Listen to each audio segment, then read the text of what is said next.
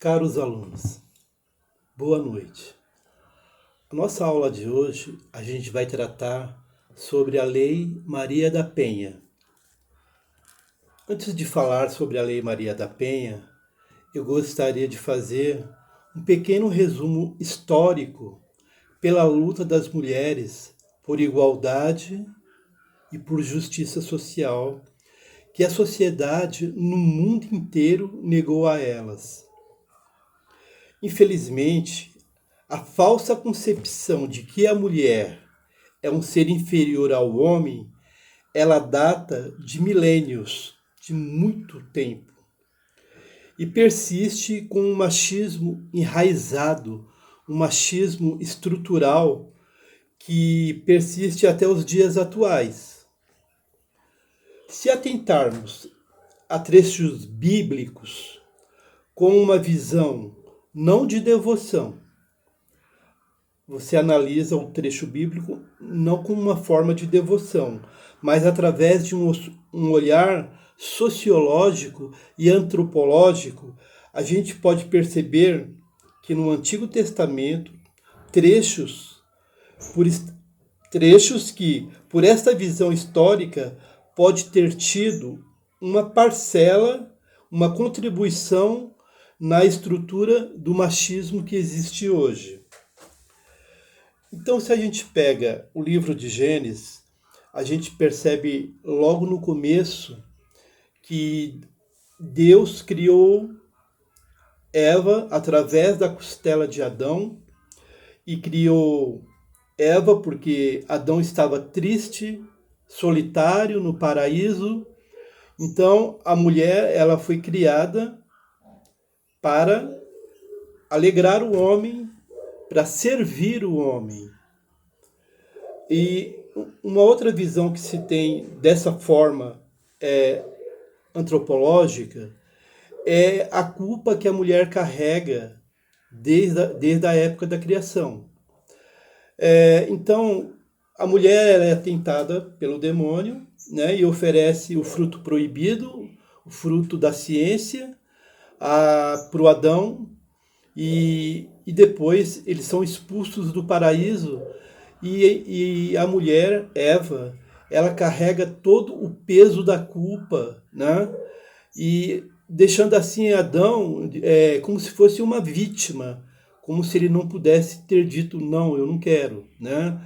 Então, a mulher já desde o princípio, desde a criação, né? No caso aí do livro de Gênesis, do Antigo Testamento, ela já carrega essa culpa, né? A mulher ela é uma amaldiçoada e ela é condenada a ter dores, né? Através do parto, né? Então, nessa visão que a gente está fazendo, a gente não está vendo de uma forma assim religiosa, nós estamos vendo de uma forma científica, tá? No caso antropológico, né? Então a mulher ela fica numa situação assim muito complicada e essa culpa ela vai se estendendo, né? Por várias gerações, por séculos e por milênios. Já no mundo grego, mais ou menos 500 anos antes de Cristo, a mulher ela tinha o seguinte papel: ela servia só para procriar, ou seja, para dar à luz. Nem mesmo para o prazer sexual na época do mundo grego a mulher servia, porque normalmente o povo grego, o homem grego, ele preferia ter prazeres com outros homens. Então era muito comum um cidadão grego ele manter relações sexuais com um outro homem, porque o sexo para os gregos era uma coisa muito muito ligada à religião. Então ele poderia ter o prazer com um outro homem porque estava em igualdade de uma relação de poder. Então a mulher ela só servia para gerar o filho. Existem, inclusive, Platão, vários filósofos gregos, existem estudos, né, e evidências de que eles mantinham relação com homens, né? E toda a sociedade masculina grega, ela preferia ter esse contato sexual com um homem pelo prazer. E a mulher servia simplesmente para poder procriar e dar continuidade a uma família, tá? É interessante a gente pensar também na era de Jesus, né? Que Jesus ele acaba quebrando um pouco com essa coisa é, do machismo, que só o homem tinha voz ativa.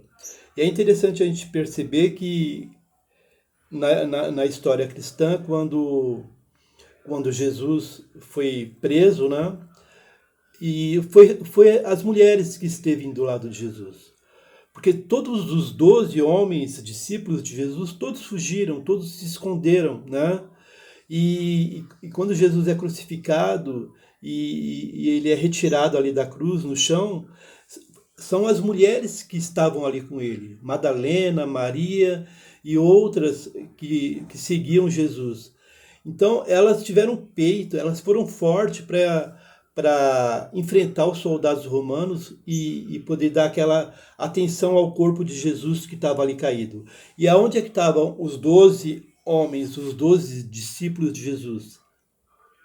Então é uma questão assim muito forte, né, na história de Jesus, essa força da mulher, né, de estar ali limpando as feridas de Jesus já morto, né, através da crucificação, e elas enfrentam os soldados romanos e elas estão ali do lado de Jesus, porque os homens, eles não estiveram lá, nenhum deles, foram as mulheres, né? E aí passa-se 400, 500 anos depois de Jesus e a gente entra na Idade Média, né? A Idade Média foi um período extremamente machista, porque com a promoção da Igreja Católica da época, né? Então o homem ele era soberano, a mulher tinha que servir o homem, servir. É estranha essa palavra servir, né? Mas era o que acontecia. Tal qual os gregos, né? As mulheres gregas, as mulheres da Idade Média, elas tinham que servir o homem. Inclusive até na questão do prazer sexual, né? A igreja condenava na época que a mulher tivesse o prazer sexual. Então, ainda que ela tivesse tendo prazer numa relação sexual, ela tinha que negar esse prazer. Porque se ela dissesse para o marido que estava sentindo prazer, ela era considerada como se ela tivesse possuída pelo demônio, porque ela não deveria ter prazer. E ela era considerada uma bruxa e era queimada numa fogueira. Então, a mulher, ela sempre teve muito contato com a natureza. Então, as mulheres que conheciam as plantas, as ervas, que faziam chás, todas essas mulheres elas eram tidas como curandeiras. Então, a igreja não autorizava essa prática da medicina alternativa, de plantas, de ervas, entendeu? Ela era considerada uma feiticeira e ela era queimada na fogueira, era colocada, né, viva ali, acendia uma fogueira. Então a gente percebe que durante quase toda a Idade Média a mulher teve muito sofrimento. E aí a gente já vai para os anos, né, de 1900, falar da Primeira Guerra Mundial.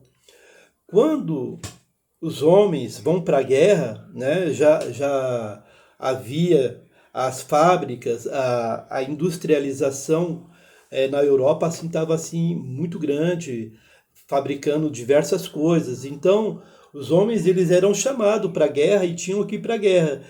E quem é que ficou no lugar dos homens? As mulheres. As mulheres foram para a fábrica, foram mexer nas máquinas, foram fazer o trabalho pesado, né? Porque os seus filhos, seus maridos estavam em guerra. E a mulher, nesse momento, ela consegue perceber que ela é forte, que ela também tem a capacidade de produzir tal qual o homem, né? E aí começa a surgir um pensamento, né, de igualdade. E porque naquele período e até os dias de hoje, a mulher ela sempre ganhou menos que o homem para executar o mesmo serviço, né?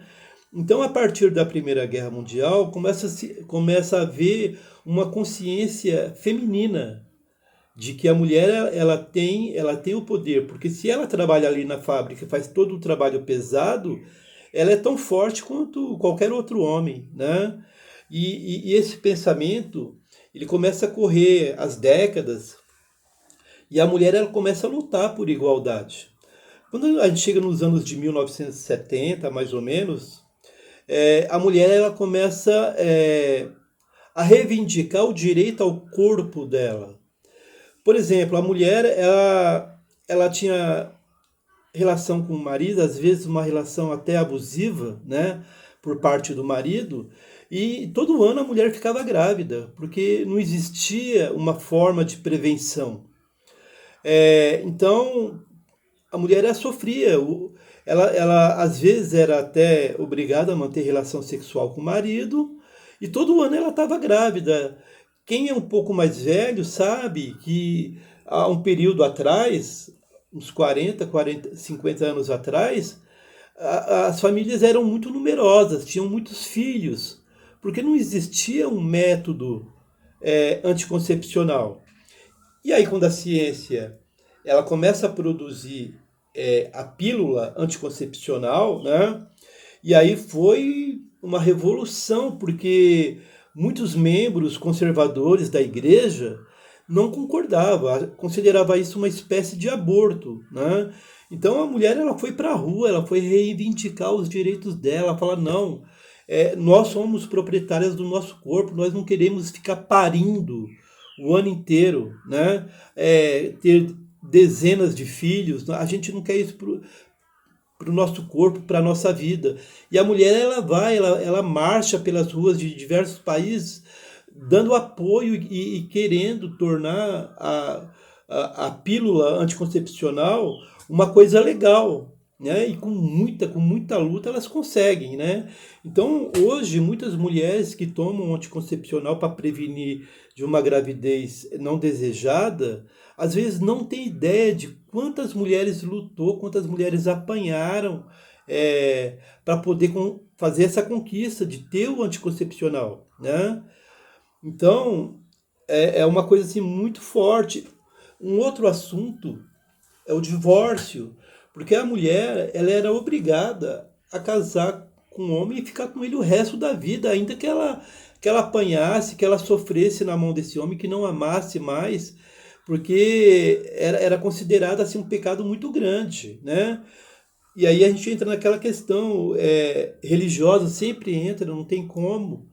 O que Deus une, o homem não desfaz, né? Então, muitas pessoas eram contrárias ao divórcio. Então, foi através de muita luta das mulheres que se conseguiu também a lei do divórcio, né? E aí a mulher ela começa a se emancipar, a mulher começa a estudar, a mulher começa a trabalhar, e a mulher começa a perceber que ela está evoluindo, né? E aí que entra o machismo. Muitos homens se sentem, até hoje, proprietário das mulheres, porque ele paga água, luz, ele dá alimentação para a mulher e ele se sente proprietário dela. E aí, quando essas mulheres começam a entender que elas têm toda a capacidade de estudar, de trabalhar, de ter sua própria renda, o homem ele fica acuado.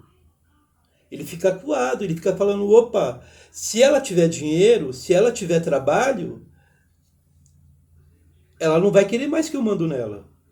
O que ocorre é que muitas mulheres, por não ter estudo, por não ter trabalho, acaba, né, cedendo a formas brutas dos seus maridos, dos seus filhos, né, por não ter uma condição de vida, né? Ela se torna uma espécie de serviçal. Ela está servindo, né? Quando na verdade a mulher ela tem que ter realmente toda a igualdade, né? E aí, gente, é aonde eu vou, aonde eu quero chegar, né?